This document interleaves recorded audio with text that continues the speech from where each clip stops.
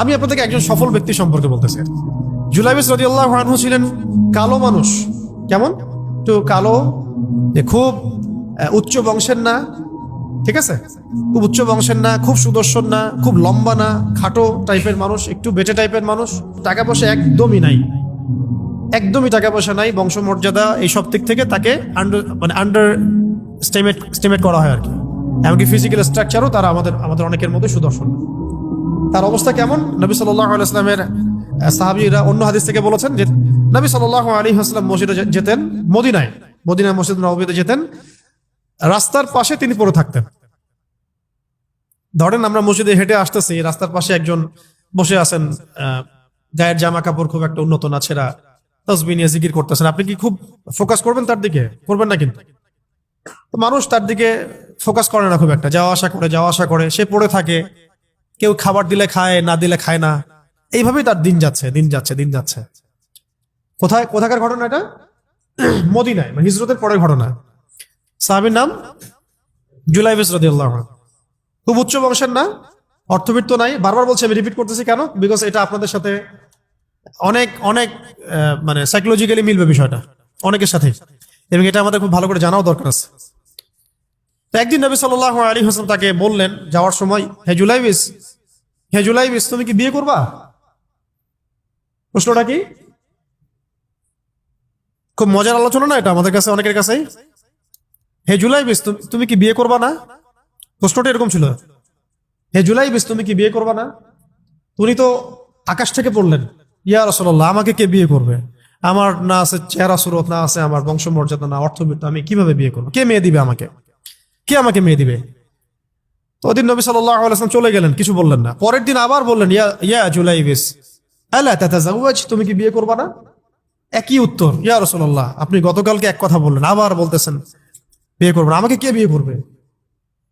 তৃতীয় দিন নবী সাল্লাল্লাহু আলাইহি ওয়াসাল্লাম আবার বললেন, আলা তাতাজাওয়াজ ইয়া জুলাইবিস, তুমি কি বিয়ে করবা না হে জুলাইবিস? তিনি এবার বলছেন, আপনি কি আমার সাথে রসিকতা করতেছেন? আমাকে কে বিয়ে করবে? তো নবী সাল্লাল্লাহু আলাইহি ওয়াসাল্লাম বললেন যে অমুক আনসারী সাহাবীর বাসায় যাও। অমুক আনসারী সাহাবীর বাসায়, আনসারী সাহাবী কারা? যারা মুহাজির সাহাবীদেরকে আশ্রয় দিয়েছেন। অমুক আনসারী সাহাবীর বাসায় যাও, সেখানে একজন বিবাহযোগ্য নারী আছে, মেয়ে আছে, তাকে গিয়ে বলো যে আমি রাসূল সাল্লাল্লাহু আলাইহি ওয়াসাল্লামের পক্ষ থেকে আমার বিয়ের প্রস্তাব নিয়ে আসছি। তিনি গেলেন, যাওয়ার পরে বললেন যে আমাকে প্রস্তাব সহ পাঠানো হয়েছে। মেয়ের বাবা আর মায়ের রিয়াকশন ছিল অনেকটা সাধারণত যা হয় তেমন আর কি। তুমি বিয়ের প্রস্তাব নিয়ে আসছো, তুমি কি খাওয়াবা মেয়েকে? কোথায় রাখবা? তোমার তো নিজের কোনো থাকার জায়গা নাই। প্রশ্ন কিন্তু যৌক্তিক কি? আমি মেয়ে তো বাবা, আমিও তো এই প্রশ্নই করবো নাকি? প্রশ্ন করবেন না? আপনার মেয়ে থাকলে এভাবে প্রশ্ন করবেন তো আপনি। তো তারাও সেই প্রশ্ন করলেন, এমনকি এক পর্যায়ে রিফিউজ করে দেওয়া হলো, না না, এটা পসিবল হবে না। এই কথাগুলো, কনভারসেশন গুলো ভিতর থেকে শুনছিলেন সেই মেয়ে নিজেই, আনসারী সাহাবী, মদিনার আনসারী মেয়ে। মদিনার আনসারী মেয়েরা কিন্তু অনেক সুদর্শন তৎকালীন সময়ের কাছে, উচ্চ বংশের, সুদর্শন, খুবই এলেমওয়ালা হতেন তারা, হিপস ক্ষমতা খুব থাকতো, খুবই জজবাওয়ালা, মানে জিহাদের মাঠে একদম যুদ্ধ করেছেন তারা, একদম নবী সাল্লাল্লাহু আলাইহি ওয়াসাল্লামের আশেপাশে ছিলেন। উহুদের সময় একজন আনসারী সাহাবী ছিলেন, মহিলা সাহাবী, উম্মে আমারা তীর ছুঁড়েছেন নবী সাল্লাল্লাহু আলাইহি ওয়াসাল্লামের পাশে। তো ওনারা কিন্তু খুবই গায়রতওয়ালা মানুষ। তিনি বলছেন, হে আমার বাবা মা, এই প্রস্তাব কে পাঠিয়েছে? নবী সাল্লাল্লাহু আলাইহি ওয়াসাল্লাম। যে প্রস্তাব রাসূল পাঠিয়েছেন সেটাকে কিভাবে তোমরা ডিনাই করো? আমি জুলাইবিসকে বিয়ে করবো ইনশাআল্লাহ। কে বলছেন এটা? আপনি পুরা সিস্টেম খুঁজে এরকম একটা আনসারী সাহাবীর মতো মেয়ে আমাকে দিতে পারবেন? ইল্লা মাশাআল্লাহ, হইতে পারে ইল্লা মাশাআল্লাহ। তো ওই মেয়ে নারী সাহাবী, তিনি রাজি হলেন। এবার শোনেন, এবার বিয়েও হলো, মাশাআল্লাহ, বাসর হলো, এবং সকালবেলা আওয়াজ হচ্ছে, মদিনার চারপাশে এলান হচ্ছে যে হে মুসলিমরা, সবাই বের হও, ইহুদিদের সাথে যুদ্ধে আমাদেরকে খায়বারে যেতে হবে। ইহুদিদের সাথে যুদ্ধে আমাদেরকে খায়বার আক্রমণ করতে হবে। নবী সাল্লাল্লাহু আলাইহি ওয়াসাল্লাম তোমাদেরকে আদেশ করেছেন। এটা কিন্তু হুদাইবিয়া সন্ধির পরের ঘটনা। আর ইহুদিদের সাথে আমাদের বেশ কয়েকটা যুদ্ধ হয়েছে, বনু কুরাইজার সাথে, বনু কাইনুকার সাথে, বনু নাজিরের সাথে, এবং ফাইনালি খাইবারে এদের সাথে। তো জুলাইবিস রাদিয়াল্লাহু আনহু বের হয়ে গেলেন যুদ্ধের জন্য। এবং খায়বারের যুদ্ধ হলো, খায়বার অবরোধ করা হলো, এবং খায়বার যুদ্ধের বিশাল হিস্ট্রি আছে, আপনারা পড়ে নিয়েন, লম্বা কথা। এই খায়বার দুর্গ জয় হয়, এবং এই দুর্গ পুরো জয় করতে, সবগুলো দুর্গ জয় করতে মোট 12 থেকে 16 জন মুসলিম সাহাবী শহীদ হন। 12 থেকে 16 জন বা 18 জনের মতো আর কি, এই ফিগার, এইটুকুর মতো 12 থেকে 16 বা 18, এতটুকু, এত কম সংখ্যক সাহাবী শহীদ হয়েছেন খায়বার যুদ্ধ জয়ে। আর ইহুদিদের তো বহু ইহুদি মারা গেছে। এবং খায়বার বিজয়ের পরে মুসলিমদের আর্থসামাজিক যে অবস্থান, মানে টাকা পয়সা, ল্যান্ড, গনিমতের মাল প্রচুর বেড়ে গেছে। এখন নবী করিম সাল্লাল্লাহু আলাইহি ওয়াসাল্লাম শহীদদের লাশ তালাশ করছেন, কোথায় কোথায় শহীদরা আছে, তাদের মানে কবরস্থ করার প্রসেসিং হবে। উহুদ যুদ্ধেও তো হয়েছে না, ওই রকমই প্রত্যেকটা যুদ্ধেই তো এটা হতো। তো লাশগুলো তালাশ করতে করতে করতে করতে করতে একটা কর্নারে গিয়ে তিনি দেখলেন সেখানে জুলাইবিস রাদিয়াল্লাহু আনহুর লাশ পড়ে আছে।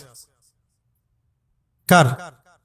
জুলাইবিস রাদিয়াল্লাহু আনহুর লাশ পড়ে আছে, যার ব্যাপারে আমি গল্পটা বলছি আর কি।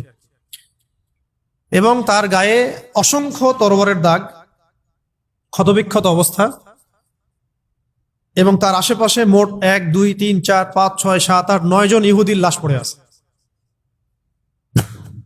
ছোট সাহাবী, বলেছি আকৃতিতে ছোট, খুব উঁচু বংশের না, অর্থ সম্পদ কম, দেখতে সুন্দর না, গতকাল বিয়ে করেছেন, কেউ তাকে বিয়ে দিতে যাচ্ছিল না।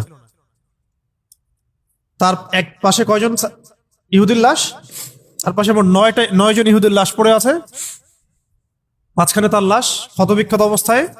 এই অংশটুকু আপনারা পড়ে নিয়েন, পড়লে আরো ভালো ফিল করবেন, একা একা পড়লে আরো ভালো ফিল করবেন।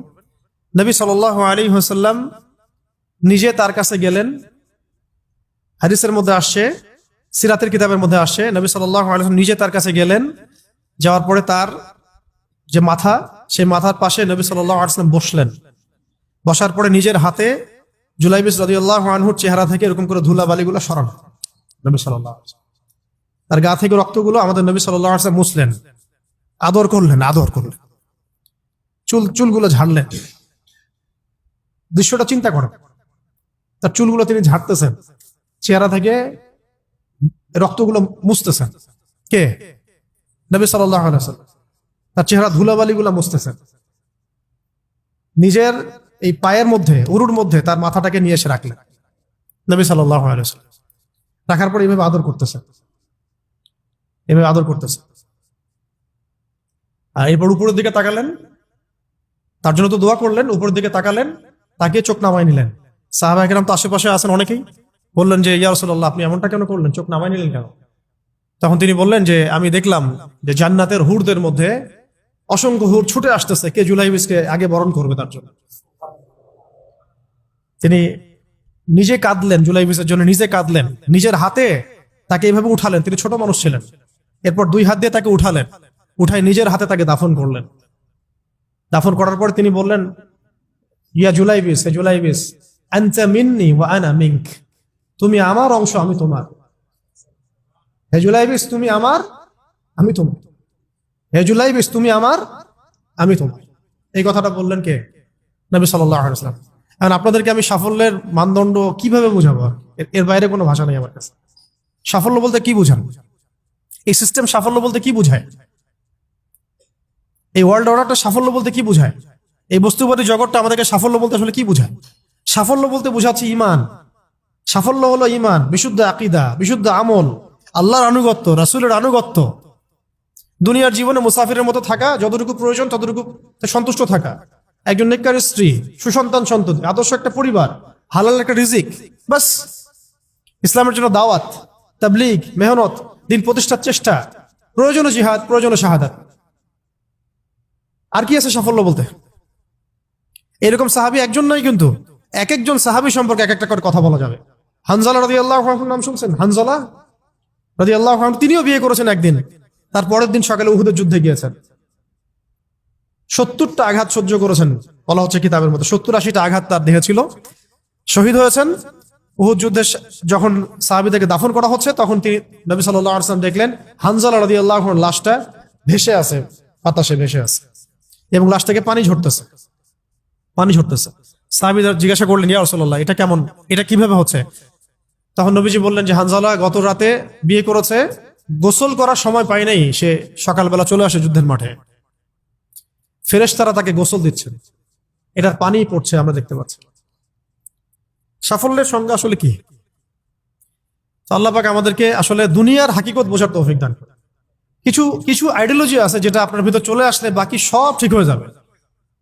আর এগুলোর যদি ভিতরে ঠিক মতো না বলবৎ হয়, আপনাকে আমি ডালপালার ক্রাইসিস সমাধান, ওয়ার্ল্ড অ্যাফেয়ার্স, ইকোনমি এইসব বুঝে দিনের দিকে হেদায়েত দিতে পারবো না আমরা। আসলে কিছু বিষয় ভিতর থেকে আসতে হবে, যে আগে আপনাকে হাকিকত বুঝতে হবে, আসলেই দুনিয়া কি, আখেরাত কি, গন্তব্য কোথায়, কোত্থেকে আসছি, কোথায় যাব, কোত্থেকে আসছি, আমরা যাব কোথায়, কোত্থেকে আসছি, যাব কোথায়, মাঝখানের সময় আমার কাজ কি, কে আমার নবী, কি আমার দিন, আমার দিনের মৌলিক বিষয়গুলো কি, দিনের ইলম কি, আমল সালেহ কি, দিন প্রতিষ্ঠার মেহনত কাকে বলে, কি কি করলে আল্লাহ পাক আমাকে কালকে আমাদের মাঠে নবীদের, শহীদদের, সিদ্দিকদের সাথে হাসর করাবেন। এটা হলো সাফল্যের মূল কথা।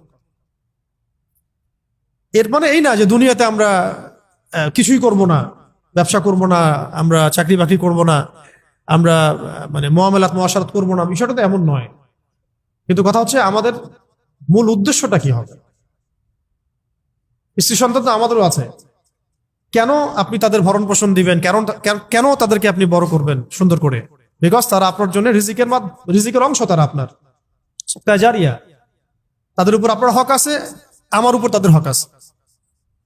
যার যার হক আমি কেন আদায় করবো? আল্লাহর সন্তুষ্টির জন্য, আল্লাহর সন্তুষ্টি অর্জনের জন্য সব কাজ করা, রাসূলের তরিকায় সব কাজ করা এবং হালাল খেয়ে কাজ করা। এগুলো আমাদের সবাইকে যত দ্রুত সম্ভব এগুলো ঠিক করে ফেলতে হবে। অলরেডি আমরা 15 বছর নষ্ট করে ফেলছি। এখন থেকে যদি স্টার্ট করে আপনি আরো 10 বছর পড়াশোনা করেন এবং দিনের জন্য কাজ করতে থাকেন, 10 বছর পরে আপনি নিজেই ফিল করবেন যে যদি কাশ আমি আরো 10 বছর আগে থেকে শুরু করতাম। প্রত্যেক সেই ব্যক্তি যে স্টার্ট করেছে, হেদায়েত পেয়েছে, সে ফিল করেছে যে কাশ এই কাজটা আমি আরো 10 বছর আগে করতাম। কারণ কিয়ামতের মাঠে কেউ যদি 70 জন নবীর সমানও নেকি নিয়ে উঠে, সেও মনে করবে ওই দিন আমার কোনো নেকিই নাই, আমি কিছুই করি নাই। দিনটি এতটাই ভয়াবহ হবে, ওটা নিয়ে আমরা ইনশাল্লাহ পরে একদিন কথা বলবো।